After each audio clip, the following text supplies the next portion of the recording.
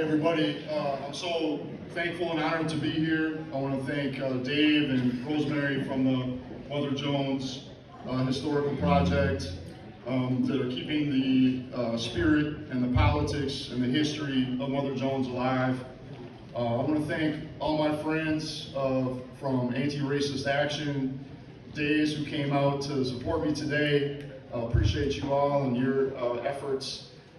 Definitely helped us build for what we've been doing this last year. I want to thank all the trade union sisters and brothers that came out here with us.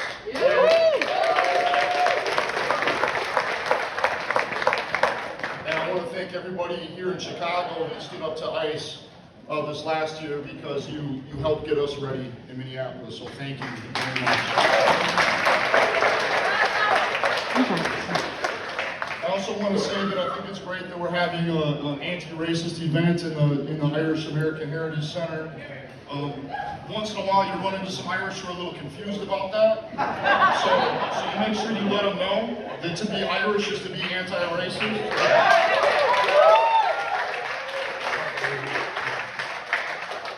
They have to choose. And I'm glad to be with people who've made the right choice on that. Thank you. Sisters and brothers, we're up against a vicious and deadly enemy, literally.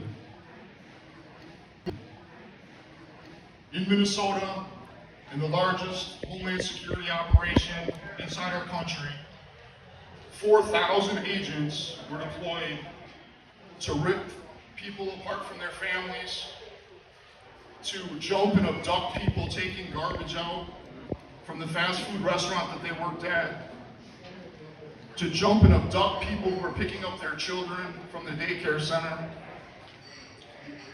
to jump and abduct people who were pumping gas at a gas station. So while they said that they were after the worst of the worst, what they were really after was attacking working class people, regular people, people who raise kids and grandkids, people who work long hours for too little pay. And they were trying to make us think that the real villains were your Uber driver from Somalia, or the line cook from Mexico, or the factory worker from Laos.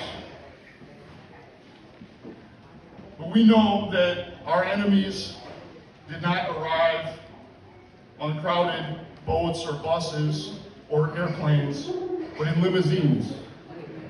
Those are our enemies. Not only did they brutalize people that they abducted, but they also brutalized people that stood up to them. And I'm so happy to say that tens of thousands of people in Minnesota did rise to the occasion and stand up to them. But we were met with tear gas and rubber bullets and flashbang grenades. People had their car windows smashed and were yanked out through the window for the simple act of monitoring and recording their activities. We had people that were followed to ICE drove to their homes. ICE would see who was following them, look up their plates, and then drive to their homes as a way of showing and trying to sow fear and intimidation. ICE would be camping outside of grade schools in Columbia Heights, a suburb of Minneapolis. And so it was not a movement person or an activist that said it, but the Columbia Heights school district who said, and I quote, "ICE is using our students as bait." So this is the kind of enemy that we're up against, and we should be clear about understanding what that means.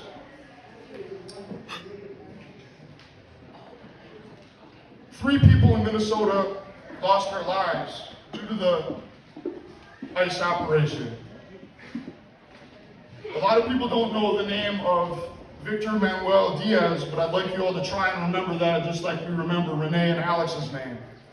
He was a Nicaraguan man who worked on farms in Minnesota, dairy farms, and then had moved into the city and gotten a job in a Korean restaurant where he was working in the kitchen. And he was randomly abducted, not on any list, but just because he fit the profile.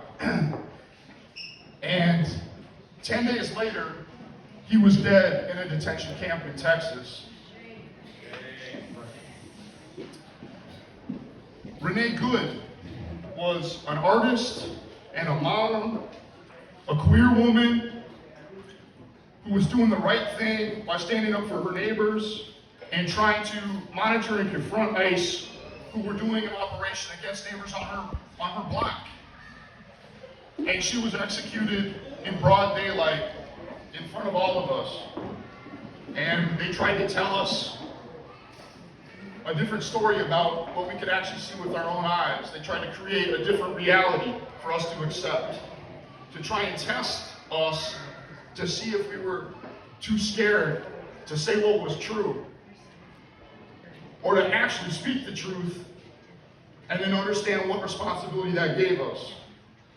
Because if we understand that the government, the federal government, is executing people in the street in front of all of us, then that gives us a certain responsibility. You can't understand that and then decide to go watch your shows.